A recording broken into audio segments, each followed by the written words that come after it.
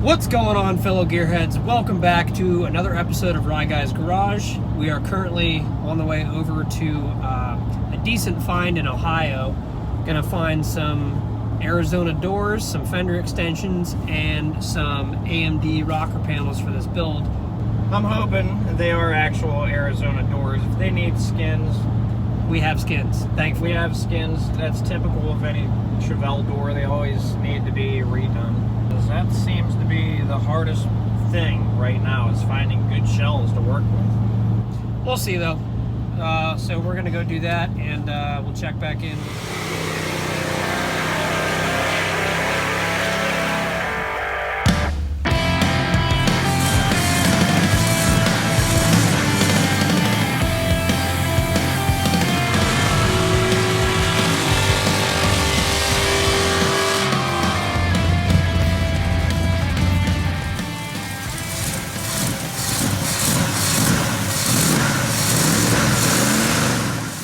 So, as you can see, it is now nighttime out. By the time we got down there to the guy's shop, it started to get nighttime, so we decided not to be rude and film down there while we were trying to pick out parts and whatnot. But he gave us a hell of a deal. We got 3 70 to 72 Chevelle doors for $500, and then we got a set of brand new rocker panels still in the box, a set of those for $100. I'd call that a steal, if anything, but we're going to go ahead and, I guess, bolt the doors on.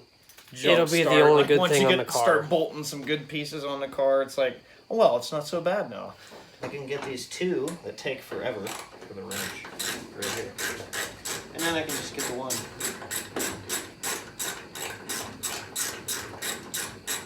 It had this nice copper color when they freaking painted right over it. They didn't even sand it. They just painted right over the copper. And then they primed it, and then they painted over it again, and then they primed it again.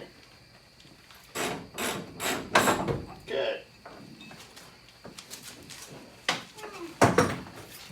Here's what I'm thinking. If we put these nice parts on the car, it might actually start to appreciate it and not give us hell down the road when we go to start tearing shit apart. Yeah, they do have personalities. This is probably the nicest door I've ever seen. Look at this. Look in the corners. Look how, it don't look even how have sharp rust. these lines are. There's not even rust where they normally Like go. there's no Bondo on this. Oh yeah. Better not be cross-threading my shit. It's the way the bolt wants to go in. I've tried it every different way. It only goes in one way. I'm here for comedic relief only. Decent. Oh, it's not decent right there. This thing's kicked hard. Is it? Look at that. Oh, give me a minute. I mean that or it's this. You said you don't want none of this, son. Oh. I mean, I'd eat you for breakfast, alright. I thought I broke. You never fought me again? I thought I broke my neck. You almost killed me. Well, I guess I almost killed you in the window. You've almost killed me on multiple occasions. I knocked the electrical plug out while he was watching his favorite show. So he takes my head and he slams it through 2 windows, including a storm window. Crashes the glass all over. I had scars all over my face. Yeah, because of him. Not one of my proudest moments. He was chasing me with a hammer when we were kids, and Karma got his ass instantly because a rusty nail went through his freaking knee. And now we're best friends. It's fine. He used to try to convince me to throw rocks at cars when we were at our grandma's, and I did. I threw a pile of rocks with like mud at the back of a Subaru's freaking car window. And that person slammed on their brakes so hard, I turned around to see where he was at, and he was long gone. Oh man, I forgot about that. Model Big Brother right here.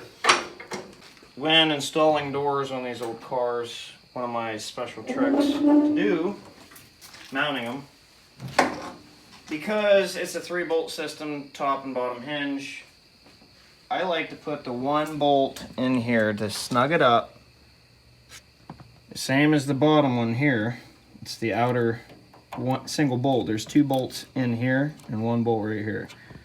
I like to get these snug to close the door, to get it, you know, to where I can put the other 2 bolts, snug them up, And then what I'll do, open it back up, loosen that single bolt up so I can actually rock the door back and forth while loosening the 2 bolts on the outside of the vehicle. So I don't have the door swung wide open and I'm like opening and closing, opening and closing. I can just easily rock it back and forth. Now that I have the bolts loose, I gotta loosen them up out here because I did snug these up.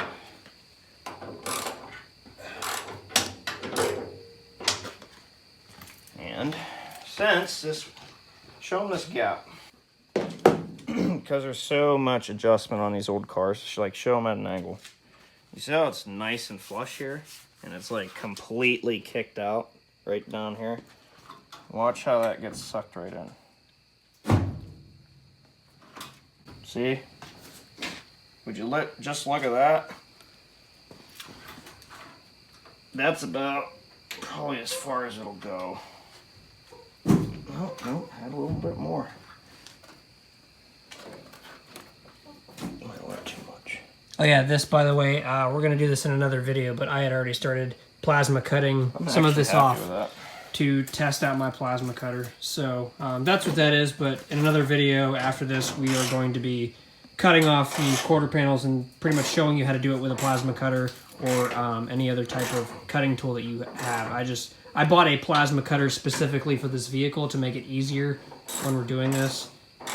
So when you're working on these hot rods, muscle cars, etc., welding parts on that were completely rusted out, and you don't remount the panels you're trying to fit, you're going to have issues and you are going to scream when you go to line that car up for body and paint. Trust me.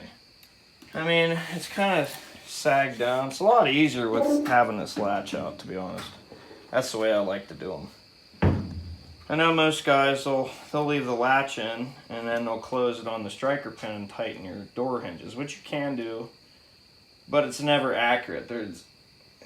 These doors are so heavy, there's always flex in the middle, to where if you set it on that pin, you open it up, but it actually drops down just a touch because of the flex in the metal with the hinges. So you can do it that way, but you got to raise it up, you know, at least 1/8 of an inch past where you want to be, and then it just gives you that little window of adjustment. But I'm kind of happy with this. I think actually I'm gonna leave it like that. I mean, I think this is where this door is actually gonna live. this is not the final fitment. We're just putting these on to make both of us happier with working on such a rust bucket. Just to get it close to where you have like a motivational start to where it actually looks better than it did. Look how rotted. That's what I'm saying. Like how it's does all that the way up there? How does that get rotted? I thought that was like a factory hole stamp that like kind of crusted around. Me too. These are going in the shit pile out back.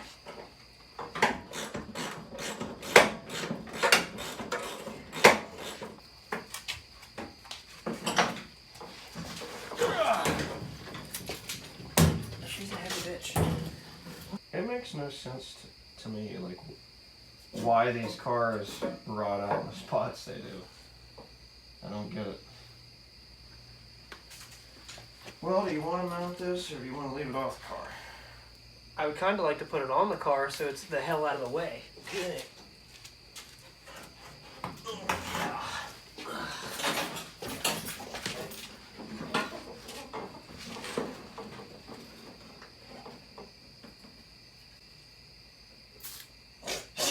Shit.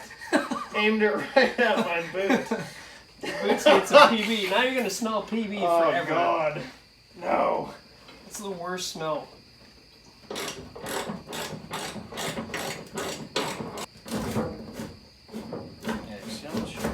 see how much alignment there is there? Lift up. I should just leave most of the car like this and then just throw like a mean ass engine in there.